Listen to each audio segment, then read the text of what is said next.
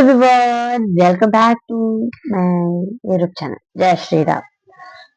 Everyone, मेरी दीदी कहती है, मेरी मम्मी कहती है कि मुझे ऐसा लगता है, अब मुझे भी ऐसा लगता है कि आप उनकी इज्जत करो जो आपकी इज्जत करते हैं।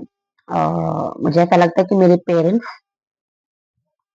को अगर मैं इज्जत दूंगी तो मुझे इज्जत देंगे, क्योंकि वो तो नॉर्मल चीज है, वो नहीं भी दूंगी तो भी दूंगी, लेकिन देनी चाहिए। बच्चों, आपके माता पिता से जैसे बचपन में प्यार करते हैं ना, तो बड़े होने पे भी उतना ही प्यार किया करो। बच्चे चेंज हो जाते हैं, बड़े माँ बाप नहीं चेंज होते हैं कभी। होता होगा, मेरे मेरे में तो अभी नहीं हुआ। मेरे पिताजी तो पांचों से इक्वल प्यार करते हैं, मम्मी भी इक्वल प्यार करती है। हाँ, ऐसा होता है। अपने काम से और अपने पेरेंट्स से सिर्फ इनको प्यार दो, इनको इज्जत दो, जो बदले में इज्जत आपको मिलेगा। अगर अपने काम को इज्जत दोगे, मेहनत करोगे, अपने काम के प्रति होगे, तो वो आपको आगे तक ले जाएगा। तो आप अपने काम पे और अपने पेरेंट्स पे ज्यादा ध्यान दो, ठीक है।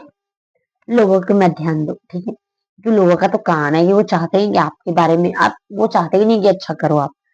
और अगर कल को जैसे कहते हैं, तान्या मित्तल का एक डायलॉग बहुत अच्छा लगा मुझे। डायलॉग जो कि उगते हुए सूरज को सभी सलाम करते हैं। मतलब कि पहले तो कहते हैं कि नहीं कर सकता, ये वो कर रही है, ये कर रही है, वो कर रही है, कमाने के लिए इसके पिता ये करवा रहे, पिता नहीं करवाते यार, हमारा मन होता है हम करते हैं बस। तो ये करते वो करते हैं, और जब कभी बाई चांस सरस्वती मैया खुश हो जाती है, तो हम जैसे कि पॉपुलर हो जाते हैं किसी, मतलब हाईलाइट हो जाते हैं हर चीज में। तो वो लोग कहते हैं हमें तो पता ही था ये कर लेगी, तो इसलिए कहते हैं उगते हुए सूरज को सभी सलाम ठोकते हैं। तो इसीलिए कहते हैं इस वीडियो में अच्छा, इस वीडियो में बड़ा नहीं करते हैं। जय श्री कृष्ण। जय श्री कृष्ण। इसमें हमने ना व्हाइट, वो रेड कलर का कपड़ा लिया था, मम्मी ने निकाल दिया, दूसरा लेना पड़ेगा। जय श्री गणेश। बुद्धि दो भाई, ये भी मेरे भाई तो है। प्रार्थना। चलो शुरू करते हैं। प्रार्थना।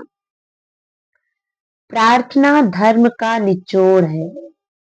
प्रार्थना साधन नहीं है, वह आत्मा की आवाज है। जो लोग श्रीमद् भागवत गीता पढ़ने में बहुत बोर होते होंगे, उनकी बात कर रही हूँ।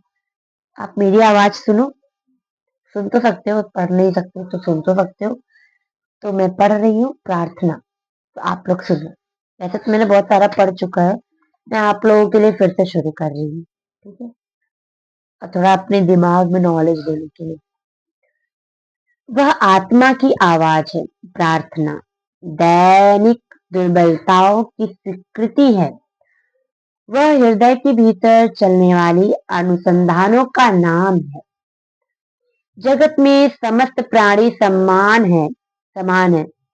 यहाँ पर घटने वाली समस्त गतिविधियों में प्राकृतिक दिव्यता व्याप्त है। संसार में ऐसा कुछ भी नहीं है जिसे चमत्कार कहें।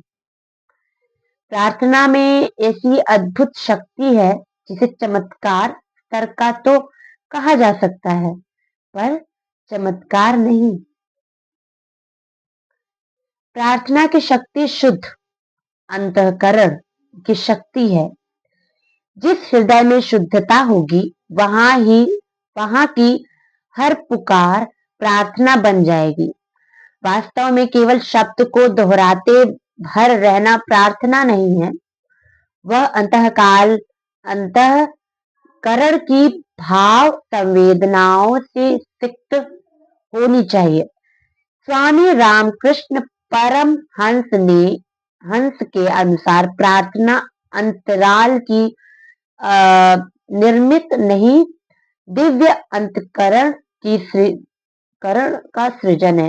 यार, मैं ना शब्दों पे ध्यान नहीं देती, थोड़ा गलत हो जाता है, लेकिन मैं इसको दोहराती हूँ सही शब्द को, तो यार माफ करना। ओके, कि कहाँ थी मैं। सृजन है, जहाँ दिव्यता होगी वहां का हर शब्द प्रार्थना में होगा।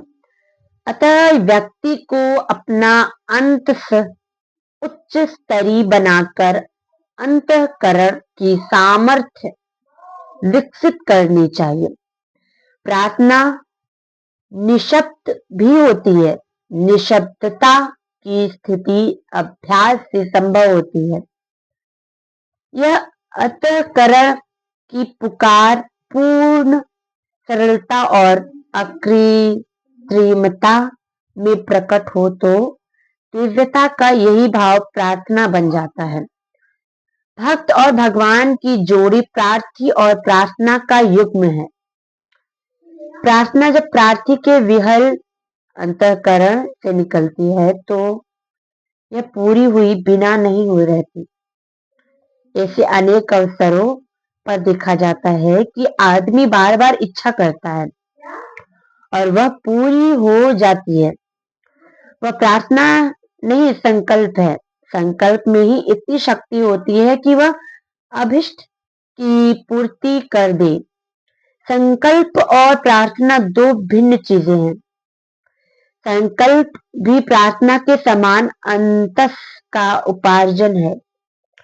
दोनों में मौलिक अंतर यह है कि संकल्प आत्मा का बल है जबकि प्रार्थना उसकी पुकार। इस प्रकार दोनों की विशेषताएं शुद्ध आत्मा की है।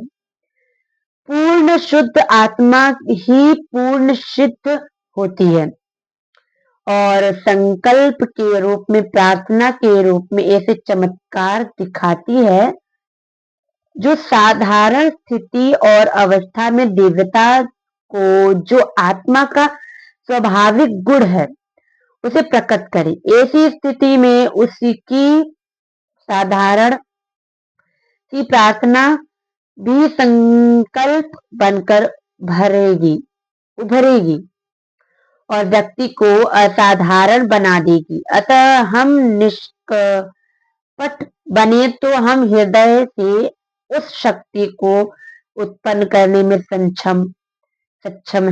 सक्षम व सफल होते हैं जिसे प्रार्थना कहते हैं। बिना भावना के उद्देश्य प्राप्ति संभव नहीं। अतः हमारी भावना भी शब्दों के अनुरूप हो। जो बोले वही चाहे, यदि न बोले तो भी कोई बात नहीं, क्योंकि भावना से ही उद्देश्य पूर्ति संभव है। अपने मन के भावों को प्रार्थना के अनुरूप रखी यदि हमें भावना का पोषण करना आ गया तो प्रार्थना के शब्दों की भी आवश्यकता नहीं। यही प्रार्थना की सफलता का मूल है। कई बार हम नहीं जानते कि क्या प्रार्थना करें। हम शब्दों के जाल में उलझ जाते हैं। भाव शब्दों के जाल में उलझ जाते हैं। भाव शब्दों का साथ नहीं दे पाते। भाव और शब्दों में साम्य बना रहे, इसके लिए सरल से सरल प्रार्थना का चयन करना अनिवार्य है।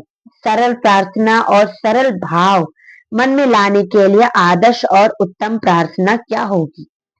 यही नहीं, प्रार्थना रोगियों और दुखी परेशान लोगों के हृदय में भी नई आशा का संचार करती है और उनकी जीवनधारा में सकारात्मक बदलाव लाने में भी सक्षम होती है। मुक्ति हेतु प्रार्थना करते हैं वे स्वयं अपनी परेशानियों से उभर जाते हैं। वस्तुतः प्रार्थना समस्याओं के समाधान के लिए उपयुक्त क्षमता के उपयोग द्वारा आत्मविश्वास विकसित करने में सहायक होती है।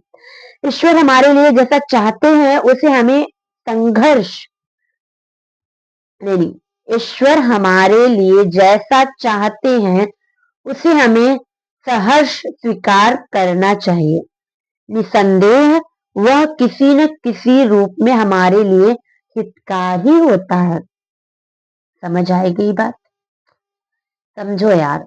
चलो नेक्स्ट पेज को नेक्स्ट पार्ट में लाते हैं। बाय। जय श्री राम। राधे कृष्ण।